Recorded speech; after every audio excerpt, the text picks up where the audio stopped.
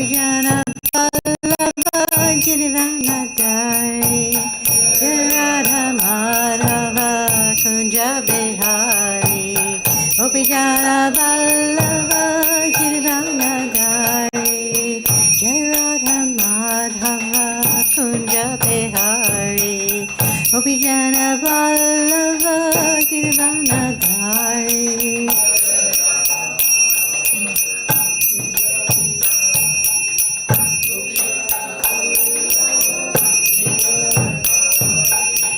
Yasodhanandana Brajajana Ranjana Jamuna Tiravanachari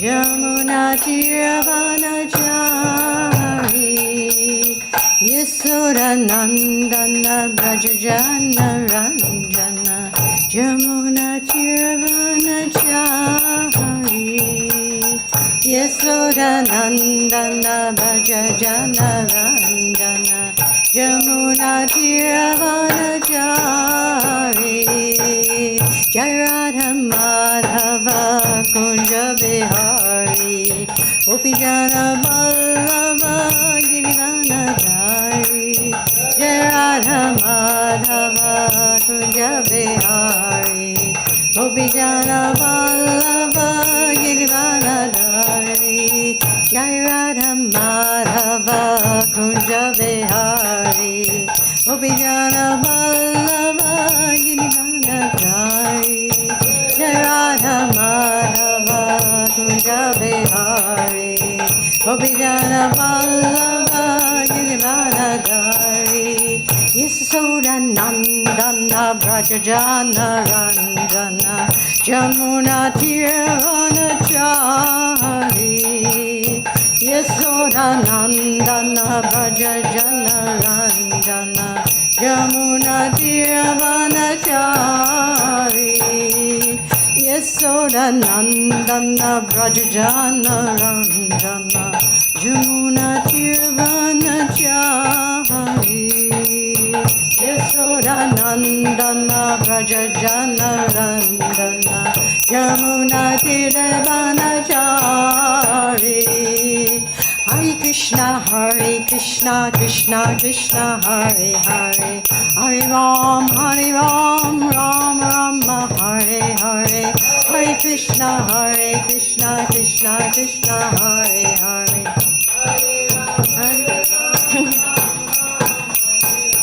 Hare Krishna, Krishna, Hare Hare, Hare Ram, Rama, Hare Hare.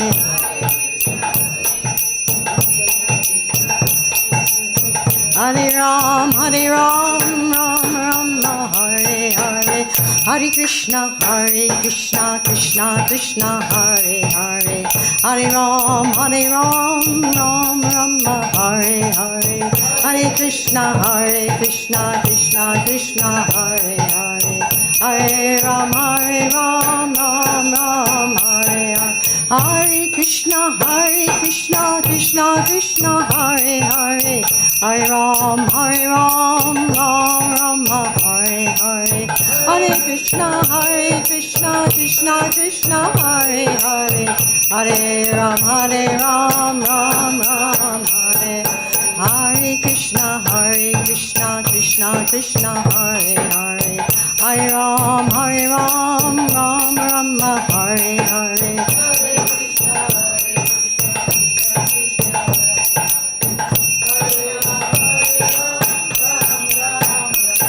Hare Krishna, Krishna, Hare Hare, Hare Ram, Rama, Hare Hare.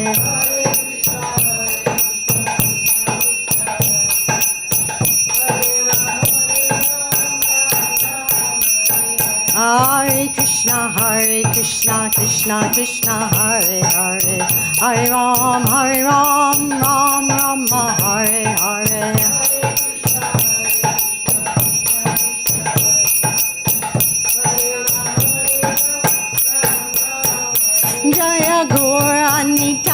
Jaya Gaura Nitai, Gora Nitai, Jaya Gora Nitai.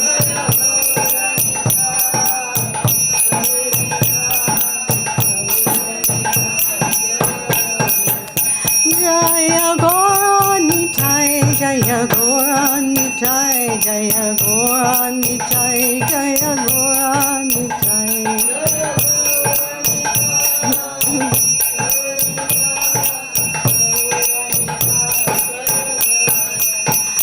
Jaya Krishna Balaram, Jaya Krishna Balaram, Krishna Balaram, Jaya Krishna Balaram.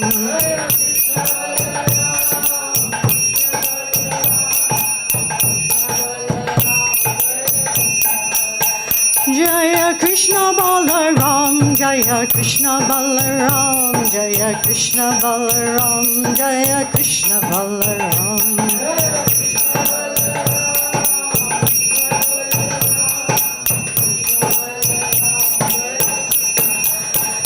Jaya Lalita Vishaka, Jaya Radhe Shyam, Lalita Vishaka, Jaya Radhe Shyam.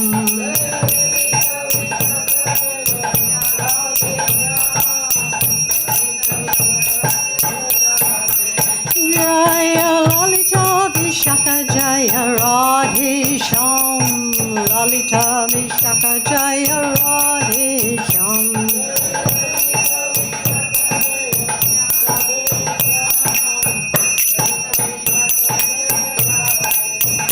Jaya Prabhupada, Jaya Prabhupada, Jaya Prabhupada, Srila Prabhupada.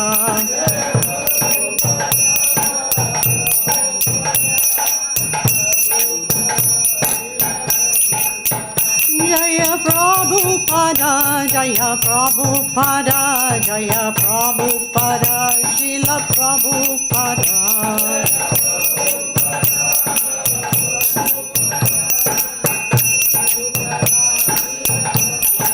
Oh, Premanandi, Hari Hari Bo. Jayam Vishnu Paramahansa Parvakacharya Satashi Shriman, His Divine Loving Grace, A.C. Bhakti-Vedanta Goswami Srila Prabhupada Ki. Jayam Vishnu Paramahansa Parvakacharya Satashi Shriman, His Divine Loving Grace Srila Bhakti Siddhanta Saraswati Goswami Srila Prabhupada Ki. Ananta Koi Vaishnavinda Ki. Namacharya Haridas Thakur Ki. Ramsakaho Śrī Kṛṣṇa Chaitanya Prabhu Nityananda Shri Advaita Shri Gadadhar Shivasati Gaur Bhaktavinda Ki. Shri Shri Radha Krishna Gopinath Samakunda Radha Kundi Giri Govardhan Ki. Shri Vrindavan Dham Ki. Shri Mati Tulsi Devi Ki. Shri Mati Bhakti Devi Ki. Samaveta Bhaktavinda Ki. All glories to the sum devotees, all glories to the sum devotees, all glories to the sum devotees, all glories to Shri Guru and Gauranga. Srila Prabhupada.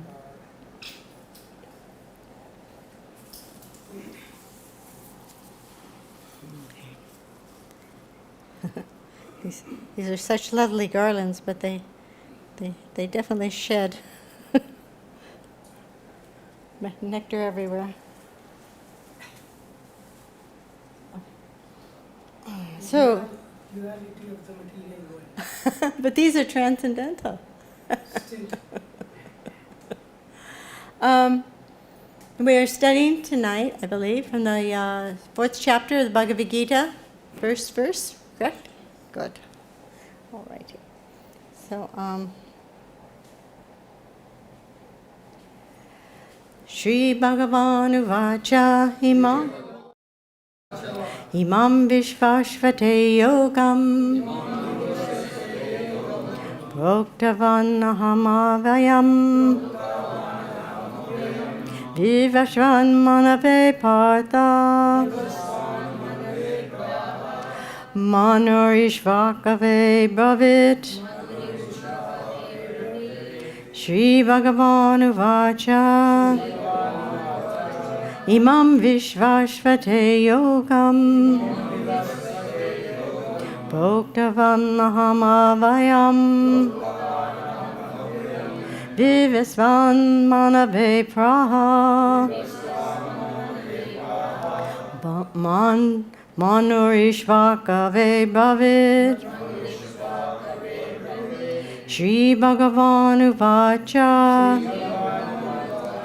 imam vivasvate yogam proktavān aham avyayam Vivasvān manave prāha manur ikṣvākave bravīt. śrī-bhagavān uvāca imam vivasvate yogam proktavān aham avyayam Vivasvān manave prāha bravīt. śrī-bhagavān uvāca imam vivasvate yogam proktavān aham avyayam Vivasvān manave prāha manur ikṣvākave bravīt. śrī-bhagavān uvāca imam vivasvate yogam proktavān aham avyayam Vivasvān manave prāha manur ikṣvākave bravīt. Vaishnavis. śrī-bhagavān uvāca imam vivasvate yogam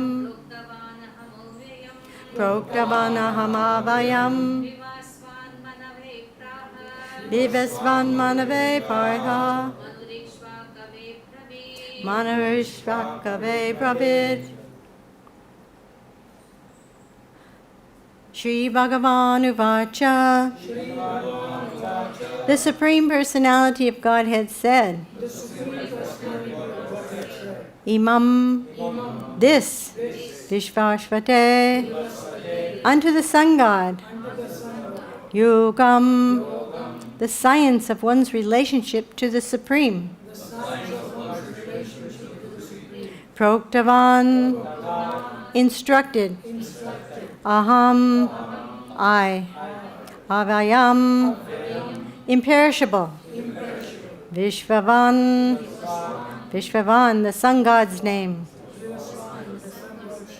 manave, unto the father of mankind of the name of Vaivasvata.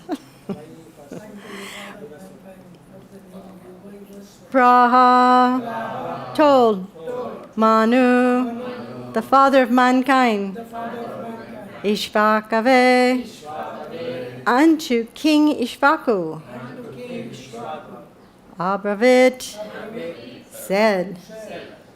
The Personality of Godhead, Lord Śrī Kṛṣṇa, said, I instructed this imperishable science of yoga to the sun god, Vivasvān, and Vivasvān instructed it to Manu, the father of mankind, and Manu in turn instructed it to Ikṣvāku. Please repeat. The Personality of Godhead, Lord Śrī Kṛṣṇa said, I instructed this imperishable science of yoga to the sun god, Vivasvān, and Vivasvān instructed it to Manu, the father of mankind, and Manu in turn instructed it to Ikṣvāku. And Srila Prabhupada's purport. Herein we find the history of the Bhagavad-Gita traced from a remote time when it was delivered to the royal order of all planets, beginning from the sun planet. The kings of all planets are especially meant for the protection of the inhabitants, and therefore the royal order should understand the science of Bhagavad-Gita in order to be able to rule the citizens and protect them from the material bondage to lust. Human life is meant for cultivation of spiritual knowledge, an eternal relationship with the Supreme Personality of Godhead, and the executive heads of all states and all planets are obliged to impart this lesson to the citizens of education, culture, and devotion. In other words, the executive heads of all states are intended to spread the science of Krishna consciousness so that the people may take advantage of this great science and pursue a successful path utilizing the opportunity of the human form of life. In this millennium, the sun god is known as Vivasvān, the king of the sun, which is the origin of all planets within the solar system. In the Brahma Samhita 5.52, it is stated, Yakchaksharesha savita sakala grahanam raja samasta suramurti rashesha teja yas yagnaya brahmati brahmatyakala chakro govindamadi purusham tamaham bhajami. Let me worship, Lord Brahma said, the Supreme Personality of Godhead, Govinda, Krishna, who is the original person, and under whose order the sun, which is the king of all planets, is assuming immense power and heat. The sun represents the eye of the Lord and traverses its orbit in obedience to his order. The sun is the king of all the planets, and the sun god at present is the name Vivasvān, rules the sun planet, which is controlling all other planets by supplying heat and light. He is rotating under the order of Krishna, and Lord Krishna originally made Vivasvān his first disciple to understand the science of Bhagavad-Gita. The Gita is not, therefore, a speculative thesis for the insignificant mundane scholar, but is a standard book of knowledge coming down from time immemorial. In the Mahabharata, in the Santi Parva 348.51-52, we can trace out the history of the Gita as follows. Treta Yuga do chatato Vivasvān manave dado manuscha loka prityatam sutta ikṣvākave dado ishvakunda chakatito yapyalokan avasita. In the beginning of the millennium known as Treta Yuga, this science of the relationship with the Supreme was delivered by Vivasvān to Manu. Manu, being the father of mankind, gave it to his son, Maharaj Ikṣvāku, the king of this earth planet and forefather of the Raghu dynasty, in which Lord Ramachandra appeared. Therefore, Bhagavad-Gita existed in human society from the time of Maharaj Ikṣvāku. At the present moment, we have just passed through 5,000 years of the Kali Yuga, which lasts 432,000 years. Before this, there was Dwapara Yuga, 800,000 years, and before that, there was Treta Yuga, 1,200,000 years. Thus, some 205,000 years ago, Manu spoke the Bhagavad-Gita to his disciple and son, Maharaj Ikṣvāku, the king of this planet Earth. The age of the current Manu is calculated to last some 305,300,000 years, of which 120,400,000 have passed. Accepting that before the birth of Manu, the Gita was spoken by the Lord to his disciples and sun god Vivasvān, a rough estimate is that the Gita was spoken at least 120,400,000 years ago, and in human society it has been extant for 2 million years. It was spoken by the Lord again to Arjuna about 5,000 years ago. That is the rough estimate of the history of the Gita according to the Gita itself, and according to the version of the speaker, Lord Śrī Kṛṣṇa. It was spoken to the sun god Vivasvān because he is also a Kshatriya and is the father of all Kshatriyas who are descendants of the sun god, or in the Surya Vamsa Kshatriyas. Because Bhagavad Gita is as good as the Vedas being spoken by the Supreme Personality of Godhead, this knowledge is aparushaya, superhuman. Since the Vedic instructions are accepted as they are without human interpretation, the Gita must therefore be accepted without mundane interpretation. The mundane wranglers may speculate on the Gita in their own ways, but that is not Bhagavad Gita as it is. Therefore, Bhagavad Gita has to be accepted as it is from the disciplic succession. And it is described herein that the Lord spoke to the sun god spoke to his son Manu, and Manu spoke to his son Ikṣvāku. And the translation again is, the personality of Godhead, Lord Śrī Kṛṣṇa said, I instructed this imperishable science of yoga to the sun god Vivasvān, and Vivasvān instructed it to Manu, the father of mankind, and Manu in turn instructed it to Ikṣvāku. Om Ekanatimrandasya Jananjana Salakaya Chaksun Militan Yena Tasmai Śrī Gurave Namah Śrī Chaitanya Manobhistam Stapitam Yena Bhutale Swayam Rupa Gadamayam Dadanti Swapadantikam Śrī Guru Śrī Yuta Vadakamalam Śrī Guru Vaishnavamscha Śrī Rupam Sagrajatam Sahagana Raghunatam Vitam Tam Sajivam Sadvaitam Sadvarutam Parijana Sahitam Krishna Chaitanya Devam Śrī Radha Krishna Padam Sahagana Lalita Śrī Vishakavidamscha Hey Krishna Karuna Sindhu Dina Bandhu Jagapate Gopisa Gopika Kanta Radha Kanta Namosute Tapta Kanchana Gourangi Radhe Vrindavaneshwari Vishavanusute Devi Pranamami Hari Priye Vanchakalpatarubhyascha Kripa Sindhu Bhayevacha Patitanam Bhavanevyo Vaishnavevyo Namo Namaha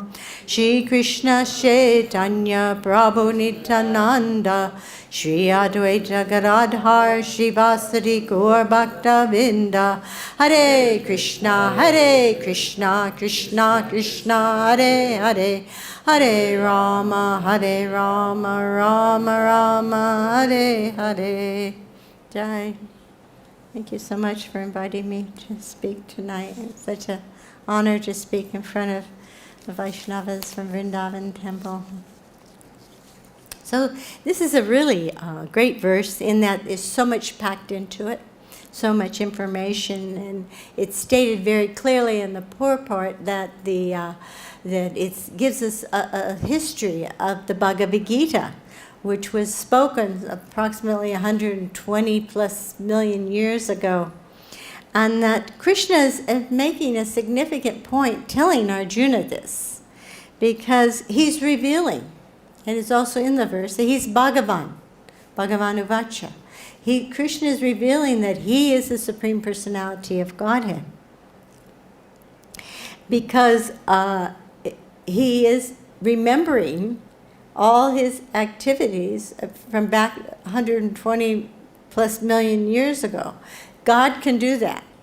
If I told you I was talking to the sun god about the Bhagavad Gita, you'd go, that's one crazy old lady. And so, but Krishna, he can do that. We can't do that. We can hardly remember what we had for lunch yesterday, what to say of a conversation we had a year ago or 10 years ago. These things are just not possible. And our abilities are diminishing as Kali Yuga goes on. So Krishna is making a point here that there's a big difference between him and Arjuna. They had been friends up until this point. And friends can be very casual with each other, even joking and playing tricks on each other. They have a very playful relationship. But Krishna is also stating here that how he's yati yati dharmasya glanir bhavati bharata, wherever and whenever there's a decline in religious practices, he descends himself to reestablish, and get things on track again. Because this is Krishna's main concern. He's concerned about the jivas that are in this material world. And that was Srila Prabhupada's main concern too, was getting out of this material world and taking as many people as we could with us. That was his mood. My god sister Mula Prakriti, she's left this planet some time ago, but she was once on a morning walk with Srila Prabhupada, and she wanted we always wanted to have some favor with Prabhupada. And she called out from the back. She was in the back walking. She called out, "I will come back birth after birth to distribute your books, Srila Prabhupada." And Mula Prakriti was a great book distributor. She was one of the best. But Prabhupada turned around, he lifted up his cane and he pointed right at her and he said, "Don't ever wish to come back to this material world." And that was his mood. Don't wish to come back to the material world. Get your business done, get out of here, and take as many people as you can with you. But if Krishna doesn't come himself, he sends his devotees. And we've seen many wonderful examples, of course, our own dear Srila Prabhupada and Srila Bhaktisiddhanta, and so many wonderful devotees that obviously were sent by Krishna. But I wanted to focus, this is phenomenal to me, is Srila Bhakti Vinod Thakur. It was only 300 years after the advent of Lord Chaitanya. And already things had dissolved so quickly that Vaishnavism was underground.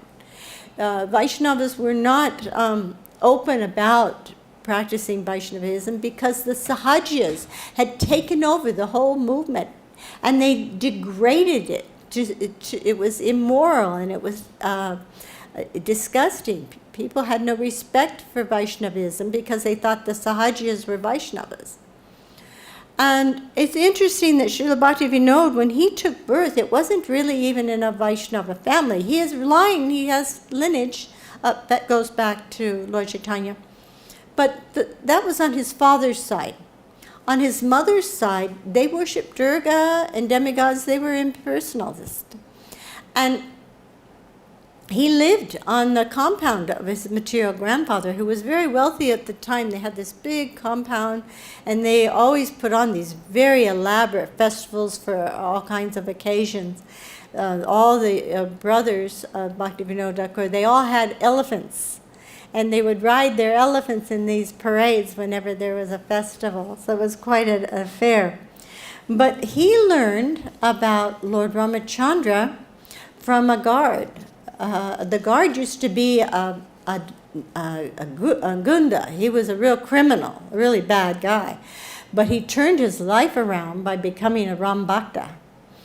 And so Srila Bhaktivinoda Thakur, as a young boy, would go and listen to this guard read about Lord the Ramayana. He'd listen to him read the Ramayana.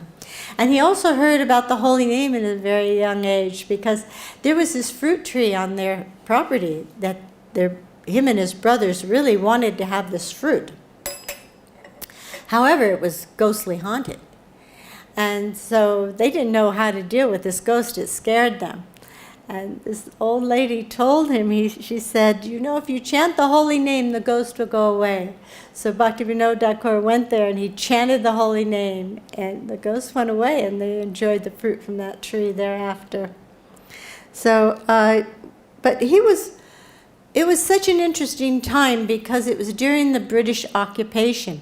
And the British, the way they occupied a place and their plan for India was to destroy the Vedic culture and demonize it, just make it worthless.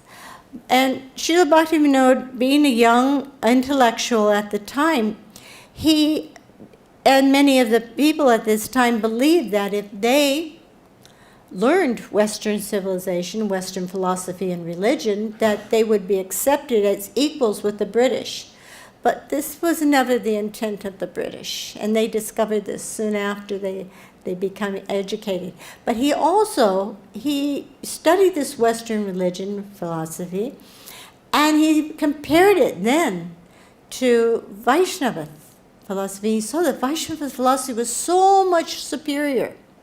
And this is one of Prabhupada's success points in America, is because Srila Prabhupada brought so much information about God, where it's not in Christianity. It's not in, of course, it's not in any of the impersonal pursuits. But Bhakti-Vinod Thakur, from there, he wrote many books, even in English, and even sent them to the West. But, and he was very successful, and then he brought, of course, Srila Bhakti Siddhanta Saraswati into the world, Raya Vishnu, and he established Gaudiya Vaishnavism. And then Srila Prabhupada, he took this all over the world, so that the whole world can be relieved of this terrible encumbrance of the material energy. So it's also, Lord Krishna is talking about, there's a parampara, and the importance of a parampara. The kings were very saintly. They weren't like our concept of kings today. Actually, because the kings became degraded, that this government by the people became very popular. But in previous times, the kings were saintly. They were raised to be saints. They were Rajarshis. Rajarishis.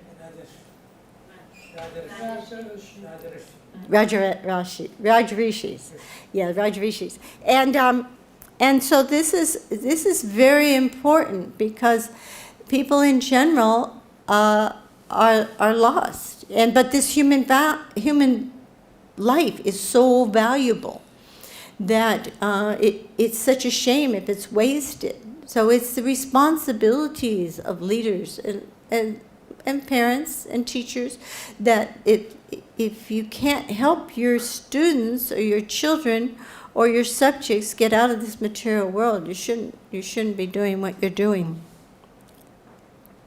So a human being is meant to be trained according to certain principles to revive their original knowledge. And such a methodical life is known as tapasya. One can gradually be elevated to the standard of real knowledge, Krishna consciousness, by practicing austerity, sense control, controlling the mind, being clean, avowedly telling the truth, practicing yoga asanas. However, if one is fortunate enough to come into contact with a pure devotee, one can easily surpass all of the practice for controlling the mind and mystic yoga system simply by following the regulative principles. No meat eating, no illicit sex, no intoxication, no gambling. And also engaging in the service of the Lord through the instructions of a bona fide spiritual master. And this is an easy process that's recommended by Rupa Goswami in his Upadeshamrita. When Krishna is revealing he is God to Arjuna, and Arjuna does respond in a few more verses. He does respond to this, because it's like, how could you be there talking to Vivasvān? And because these relationship Krishna has with his friends, they're under what's called the yogamaya potency. Like with Mother Yasoda. When Mother Yasoda, she was always under the yogamaya potency, thinking that the Supreme Personality of Godhead is her little boy, and treating him completely like that. And that one time when his friends told on him that he's eaten dirt, and she sat him down and said, okay. And he said, no, I didn't eat dirt. But she insisted, open your mouth, I want to see. And this is because she's a loving mother. She wants to make sure her son doesn't do something that will make him sick. So when he opens his mouth, she's shocked. She's seen universes and planets and solar systems, and she's just thinks she's going crazy. She doesn't want to think for 1 second that this is the Supreme Personality of Godhead, because that would ruin her relationship with Krishna. But in this case, Arjuna had a certain service to do, to help us all to get out of this material world. So he had to come out of this illusion of being Krishna's dear friend, though he's not. That's not an illusion. He's Krishna's dear friend, but the illusion is that he's thinking Krishna is just like him, the same age and the same qualities, but Krishna is very different. And so this may affect loving exchanges, though somehow Krishna and Arjuna are eternally connected. But also we've been having this discussion in the śrī-bhagavān classes about the queens of Dwarka and how they must have been immensely beautiful, really. And they must have had so much feminine charm. But that was not what attracted Krishna. Krishna wasn't interested in that at all. Krishna's just interested in the devotion of the devotee. And so that's where we're at. We're at that point where we're trying to attract Krishna, not with any material attributes. We're trying to attract Krishna with devotion. So this Bhagavan is, Prabhupada says there's 6 qualities attached to being the Supreme Personality, having all fame, beauty, wealth, strength, knowledge, and renunciation. And it's kind of interesting when you think about it, because we're very interested to anyone who has any amount of these opulences. They have these Olympic Games that are going on right now, and they have all these different competitions. There's the swimming, the running, jumping, all these different kinds of things. I see who's the best. And, one person may be the best swimmer this year, or maybe this month, and that'll change very quickly. But if Krishna were to enter this contest, he could win every single contest. He would be the best at everything. And then he could go on to win a beauty contest. Because he has all these opulences in full. And so this is very attractive to people. So important point is that Krishna spoke this science. This is a very important point because it's not spoken just by anyone, and it doesn't have to be proven or vetted. This science is non-different than the Vedas. This Bhagavad-Gita is as important and as pure as the Vedas because it comes right from the mouth of the Supreme Personality of Godhead. And Srila Prabhupada says in the purport, he says, the Gita is not therefore a speculative treatise for the insignificant mundane scholar, but a standard book of knowledge coming down from time immemorial. The Bhagavad-Gita is as good and significant as the Vedas. These words don't need any interpretation. It needs to be accepted from disciplic succession. So this philosophy is truthful and pure, and it's for the soul.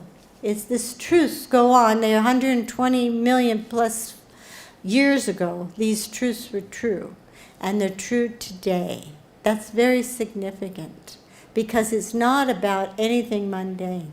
So much has changed in 120 million years. Can you imagine if we just go back 10 years or 20 years, things have changed so much, but 120 million years, whoa.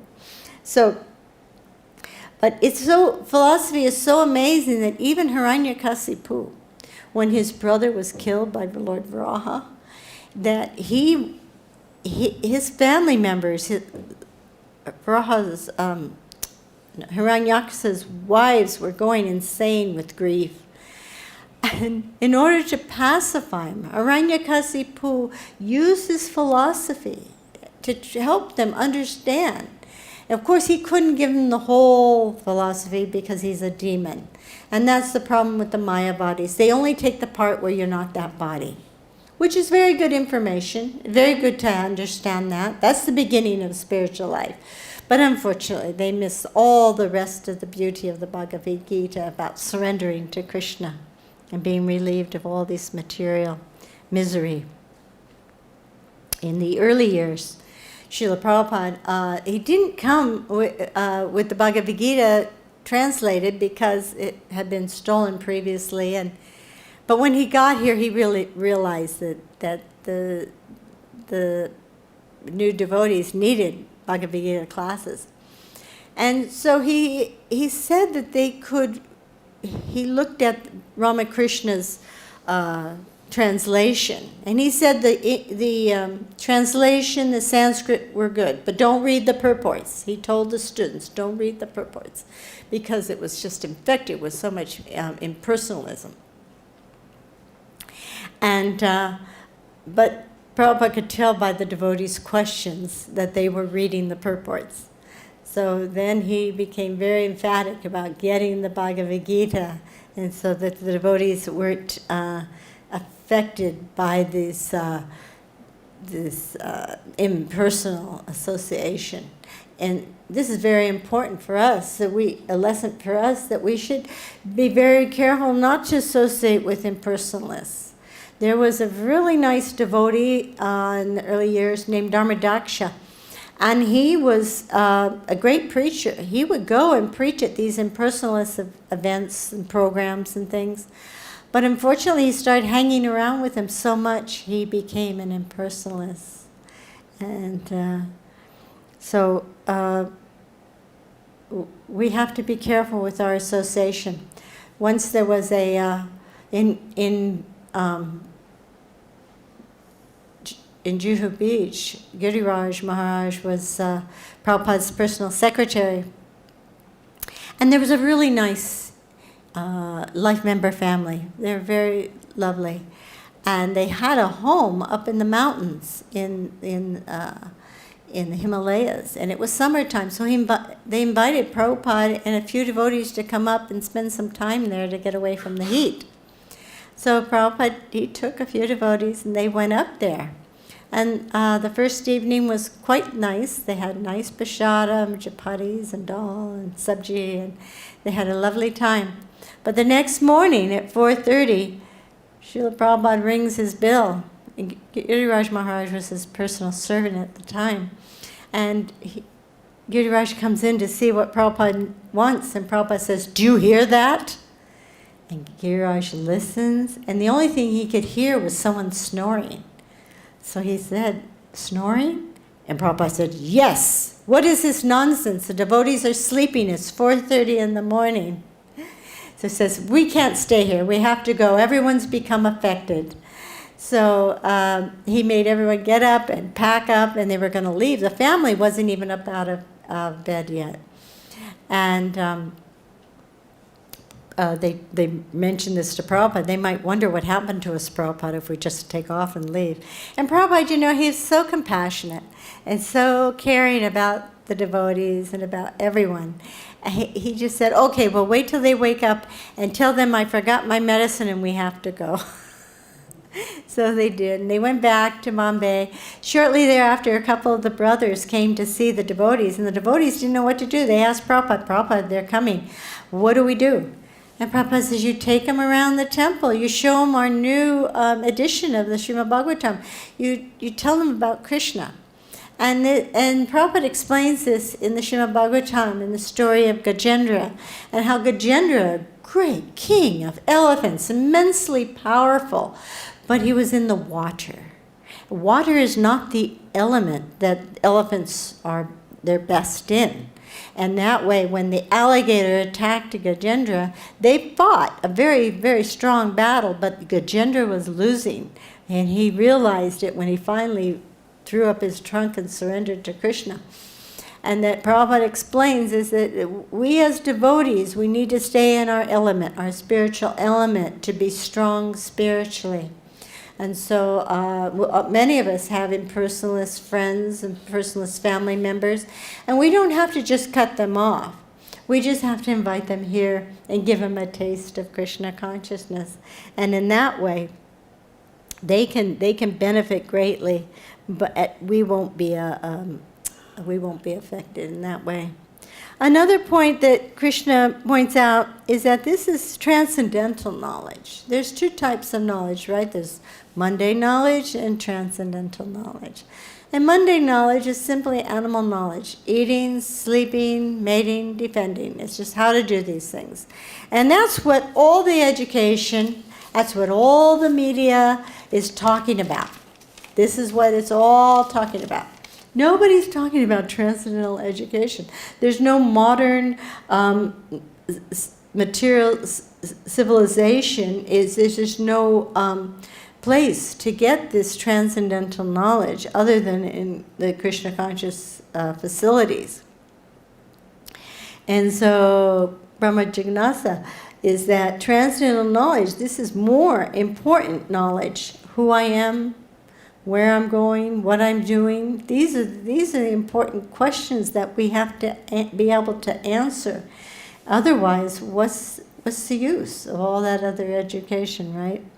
In the Bhagavad-Gita, this transcendental knowledge was originally given to the kings, and the kings are responsible for the development of the people. Where kings were not responsible, it gave away the government. It gave way to government by the people.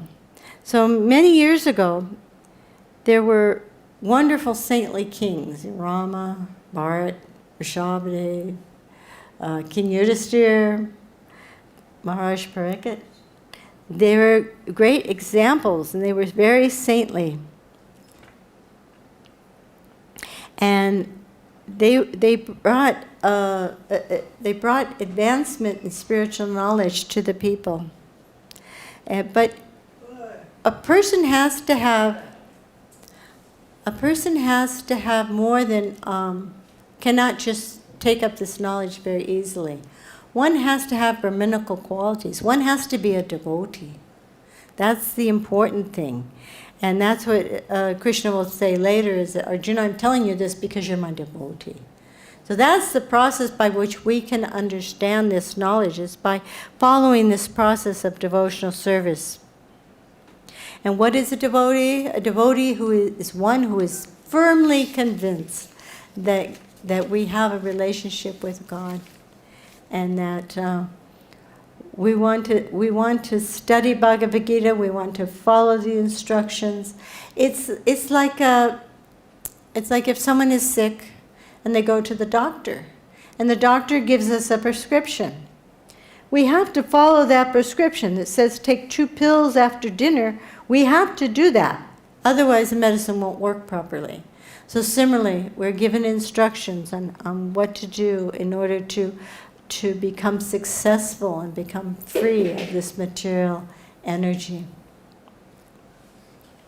So I'll end here so we can finish in time for the next class. Any questions or comments?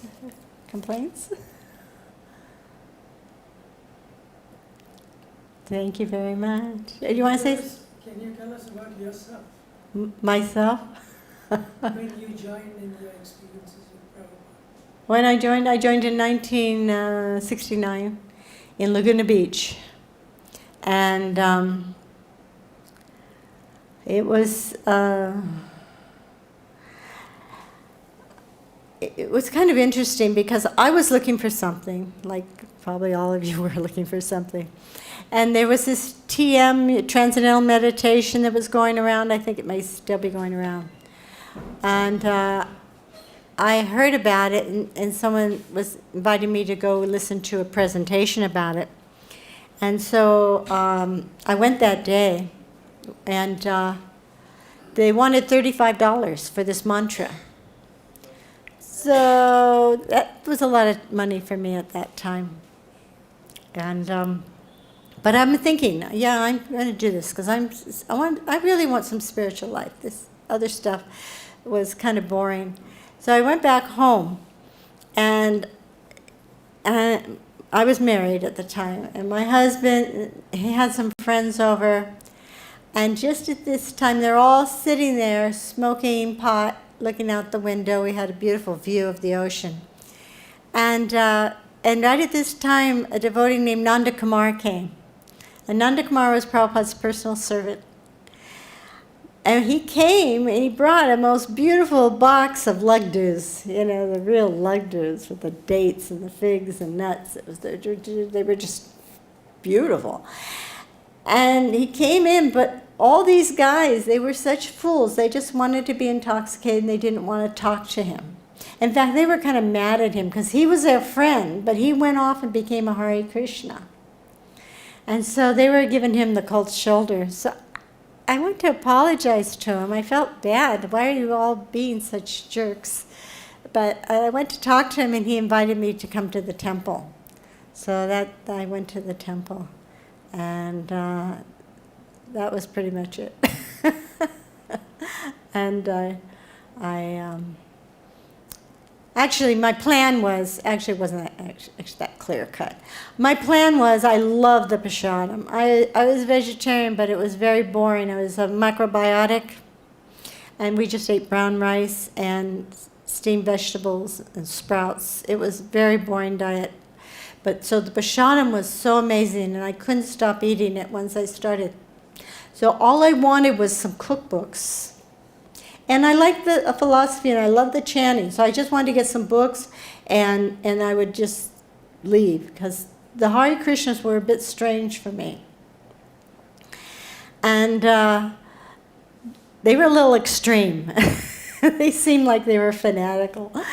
And then they invited me, one of the devotees, his name was Sukadeva. He's since passed, but he was a great preacher.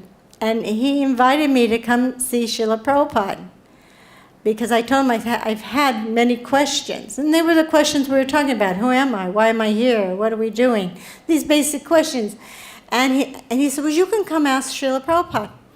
So the next day was Monday, and that was the day Prabhupada would have a nice evening program in LA. So I came back to go to this program, and I brought my husband this time. And we went to the program, and I had these 5 questions in my mind, and I had them in a certain order because I didn't want to forget one of them. I wanted to be sure to ask all the questions. But then there were like a lot more of these Hare Krishnas there in LA. And I got very intimidated and very shy, and I got afraid. I didn't want to ask the questions in front of all these people. And so Prabhupada started his lecture. He came out and he started his lecture. And he answered every question in order. In the order I had it in my mind, I was just, okay, he must be my guru. I don't have to go pay $35 for a mantra. So that was what really sold me on Srila Prabhupada. Was there a time when you moved into the temple? Yeah, we pretty much moved in right away. Both of you? Yeah. Temple living then was really austere. We lived pretty much in a closet full of wasps. It was really austere. Laguna Beach was one of the best temples. Laguna Beach is a beautiful temple, yeah. It's a wonderful temple in Laguna Beach. They have the Panchatava, and they have wonderful festivals. Laguna Beach, Prabhupada said, was a portal for fallen devotees. No, portal for fallen yogis, because so many devotees joined through Laguna Beach at that time. Any other questions? All righty. Gantaraj, Śrīmad Bhagavad-Gita ki jai. Chakalpa Trivishta Kripa Sindhu Vivasvata Patita Nam Pavanebhyo Vaishnavebhyo Namo Namaha. Anandakoy Vaishnavindiki.